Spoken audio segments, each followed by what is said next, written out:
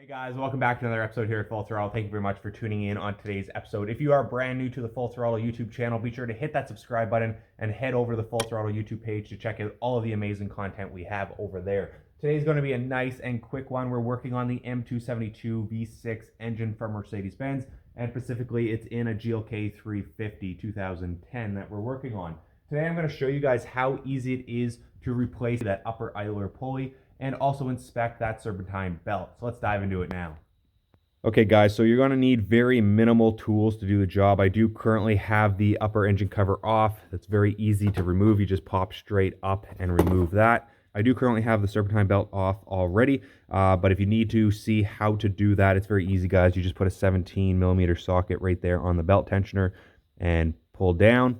That will release the tensioner and you pull the belt off. But I do have a separate video, how-to video showing you guys the step-by-step process on that. I'll leave a link up in the corner here and down in the description, so be sure to check that out.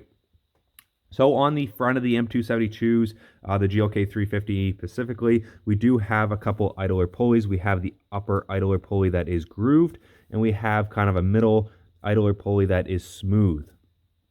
So once you have the serpentine belt removed, you can come in here and inspect all of the pulleys. So basically what you're looking for is lateral play, side to side. Just put your fingers on both sides and try to twist the pulley.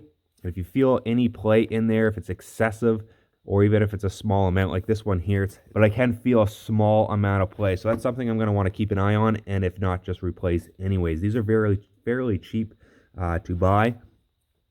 And the other method you're going to want to check is actually spin it. Hopefully you guys can hear that, but you can hear the bearings spinning inside. It should be a nice, smooth, quiet pulley. So if you hear anything like that, this needs replaced. So let's show you guys how to do that now. So to remove the upper pulley, it's very easy. All you're going to need is a 10mm socket and a ratchet.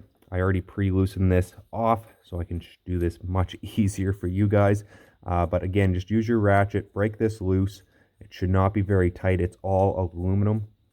Now once this bolt is fully removed, you can pull everything off just like that. And be very cautious you don't drop this. There is a washer sitting on that stud. So now we can remove that. So a bit of a closer look at this pulley here, guys. You can really hear,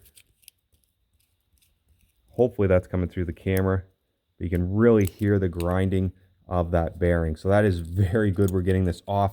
It's very important. This can also cause a lot of squeaking or noises coming from the engine. So it's always good to inspect these. And what happens is once those bearings get too far gone, they start to heat up this plastic housing because the bearings inside and this plastic will end up heating up too much and literally explode off. And then the serpentine belt's coming off and you're going to be stranded wherever you're at. So these are very cheap. I'll leave a link down in the description below. We are putting on an SK 107013. Sorry about that.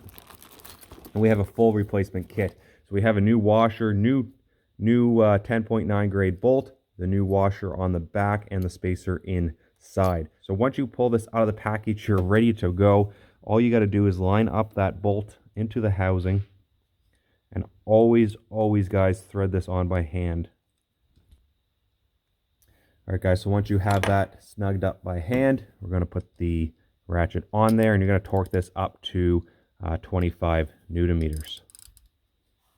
It's that easy, guys, to replace that upper idler pulley on your Mercedes-Benz M272 engine, or specifically a GLK350, guys. So follow that step-by-step process, very minimal tools. I'll leave a link down in the description for everything used in today's episode, including the tools and the parts that are required.